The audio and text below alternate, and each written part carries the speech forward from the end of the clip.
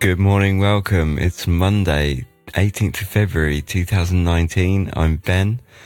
I hope you had a great weekend. So the most recent Dark Histories episode, main episode, came out yesterday. It was Bridget Cleary, Away with the Fairies. It seemed like there was some troubles with iTunes, so if you didn't get that yet, it has been uploaded, and hopefully the problem will be fixed as soon as possible. It'd be great as well if you could let me know if you haven't been able to download it yet, especially what country you're from and what app you normally use, because it seems to be affecting perhaps, I think, only US-based Apple Podcast app, but I'm not entirely sure. But anyway, hopefully that problem will be fixed before you even hear this. So yeah, anyway, Monday morning, I hope you're doing well. Let's get back to a time when uploading podcasts was never an issue. 1866. This is from the 18th of February edition of the Dorset County Chronicle. A set of lawless fellows are almost nightly infesting this neighbourhood, stealing turnips and turnip topsail greens.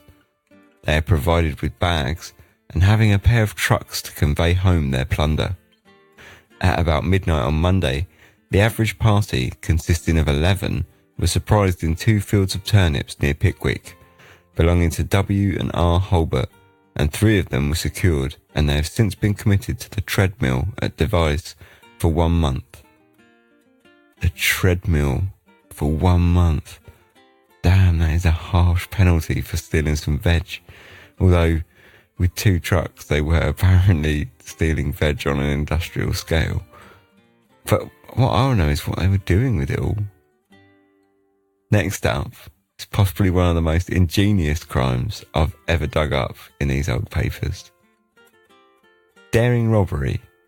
On Tuesday morning, about 3 o'clock, one of the inmates of Walcott Poorhouse, of the name Pugh, committed a felony in the bedroom of Mr. Harrington and stole a cash box containing about £15, also a purse and £1.13, a new coat, waistcoat, 4 silk handkerchiefs, a silver pencil case, and a pair of spectacles.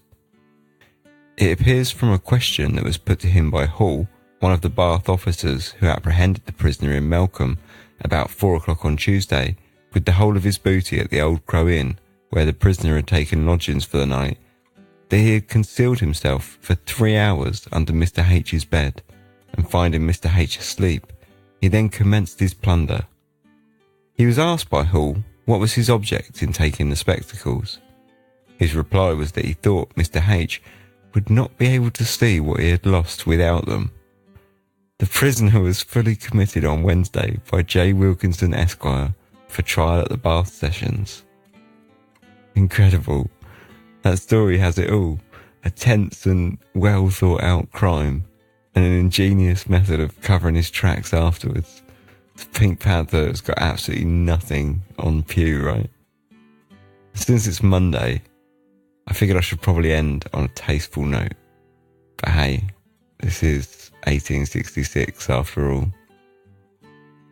Granger's vegetable worm powder, which has long stood distinguished by the nobility, gentry, clergy and public in general as being one of the most efficacious worm medicines ever offered to the public, and it is equally effectual in removing all pains in the stomach and bowels, piles, flatulence, etc.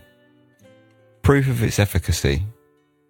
Sir, thinking it may be some advantage to the public, I have sent you a tapeworm 200 feet long, voided by a child not 4 years old, by taking your powder. If you think it will be of any service to you, you are at liberty to make use of my name on your bills, by saying you received a worm of the above description sent to you by Dr. Roberts of Bridgeport. I mean, wow. Just thanks, Dr. Robert. I'm sure everyone involved in that transaction was absolutely thrilled. Thanks, all. That was yesterday. This is today. Have a good one.